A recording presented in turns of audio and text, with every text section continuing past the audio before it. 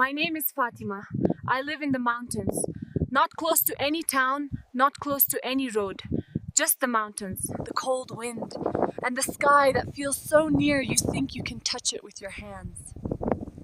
I was born here, in this same valley, in the same house my mother was born in, and her mother before her. The walls are made of mud and stone. The roof is held by old wooden beams. In winter, the snow covers everything, until the whole world outside becomes white and quiet and still. Every morning I wake before the sun. The fire must be started before the children wake. The cold here is not like ordinary cold. It enters the bones, it enters the breath. You can feel it in your chest when you walk outside in the early dark, carrying wood, your feet crunching on the frozen ground. But this is our life. And in this life, we have learned that the cold is not only our enemy. Sometimes the cold is the thing that keeps us alive. The valley we live in sits between two great ridges.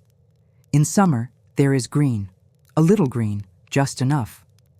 The river runs fast with snowmelt, and the women carry water in clay pots balanced on their heads. The children run on the slopes, chasing the goats that have wandered too far. But summer here is short, a few months, maybe less. And then the cold begins to come back, slowly at first, then all at once. And we must be ready. A family that is not ready does not survive the winter easily. My husband goes to the river in autumn before the ice forms. He and the other men from our village wade in with their nets and their patience, and they pull out fish, small, silver, cold water fish that live in the deep parts of the current. We do not have a way to keep things cold like people in the cities, but the mountain gives us something better. When the temperatures drop, we take the fish and we lay them outside on flat stones or hang them on wooden racks in the shadow of the wall where the wind passes through. The air does the work. The cold does the work. Within 2 or 3 days, those fish are frozen solid, hard as stone.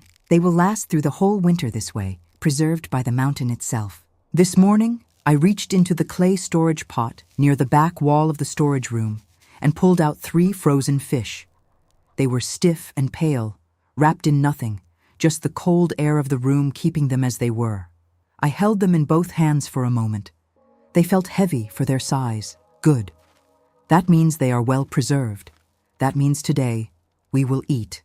Outside, the sky was turning from dark blue to pale gray, the kind of morning light that comes slowly, like someone lifting a curtain very carefully so they do not wake anyone. I brought the fish inside and set them near the small fire to begin thawing. Not too close. You do not want them to cook unevenly. Just enough warmth to soften them slowly, the way the season softens here, gradually, with patience. While the fish thawed, I went outside to the small garden area near the house. Even in winter, certain things remain. Dried onions hang in bundles from a wooden peg on the outer wall, their papery skins rustling in the cold wind. I picked 3, medium ones, firm still, with a sharp smell that stings the eyes even in the open air. I also gathered a handful of dried herbs that I had tied and hung in the late summer. I do not know their names in any other language. Here, we have our own names for everything that grows. These particular herbs are good for warmth, good for the stomach, good for a winter when the body needs comfort. I went back inside. The children were beginning to stir. My youngest daughter, Miriam, came and sat near the fire, pulling her wool blanket around her shoulders. She watched me with those quiet, dark eyes that children have when they are still half in a dream. I did not speak. Sometimes silence in the morning is its own kind of kindness. She watched my hands. Children here learn by watching. There are no books for the things I know. These things pass from mother to daughter, from hand to hand, through years of watching and doing. The fish had softened enough now. I cleaned them carefully, scraping the scales with a flat stone, removing the insides, rinsing them with a little water I had set to warm near the fire's edge. The smell was clean and cold and mineral, like the river itself. I cut the fish into pieces, not too small, because in this soup, the pieces need to hold together, to have some weight, to give the broth something to carry. The onions came next. I peeled them right there on the low wooden board I use for everything, cutting vegetables, kneading bread, rolling dough. The outer layers came off easily, falling to the floor, and I sliced the onions into half moons, thick enough to have some texture after long cooking. When I put them into the pot with a small piece of the animal fat we had rendered in autumn, the sound they made, that soft, slow hissing, felt like a signal, like the house itself recognizing that food was coming. The pot is old.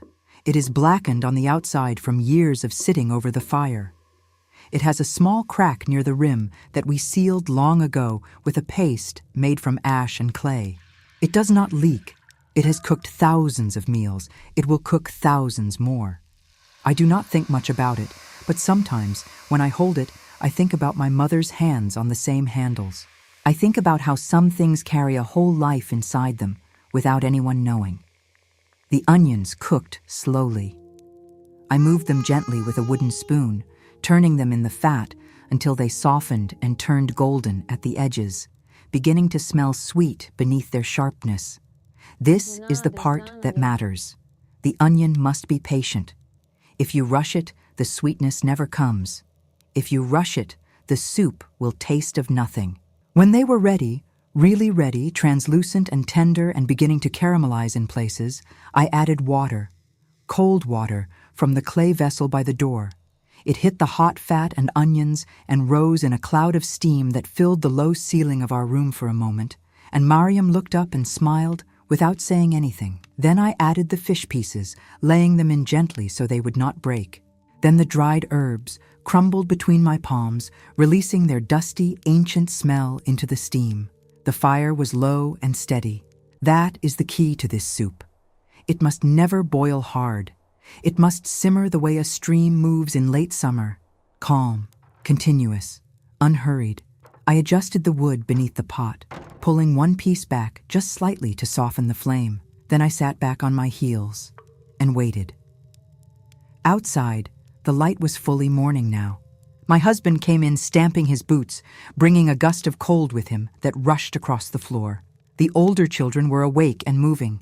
My mother-in-law, who lives with us and helps with the younger ones, came and sat near the fire, holding her hands to the warmth. She looked at the pot and nodded once. That nod means, good. That is all that needs to be said. The soup cooked for a long time. Long enough for the fish to fall apart at the edges, but stay whole at the center. Long enough for the broth to turn golden from the onions, cloudy and rich and fragrant with the herbs. Long enough for the cold in the room to be replaced.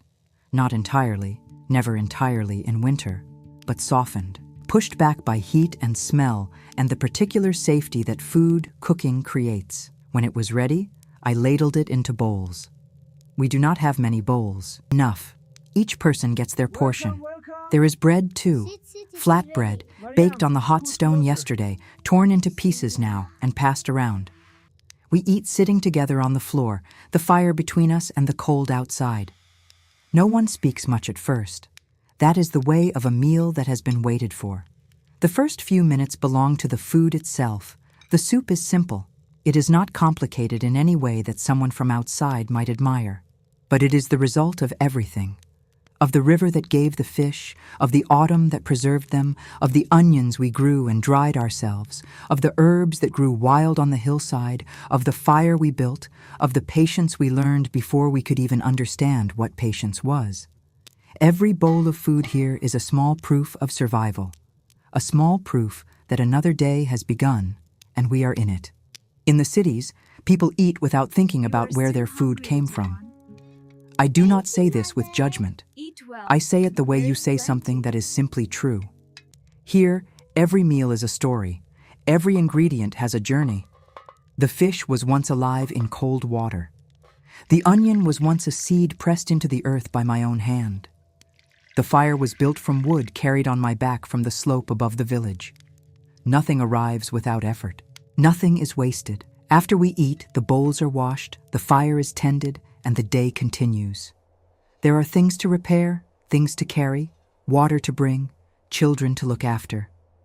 The mountain does not pause. the cold does not pause. And so we do not pause either. But there is a feeling. It comes after a meal like this one, after warmth has entered the body and the family is together and the fire is burning. There is a feeling that is hard to name. It is not happiness, exactly. It is something quieter, something that lives beneath happiness. It is the feeling of being exactly where you are supposed to be, of being small against a large world, but not afraid of it, of knowing that as long as you have fire and water and the patience your mother taught you, you can face another day in these mountains. My name is Fatima. This is my home. This is how we survive.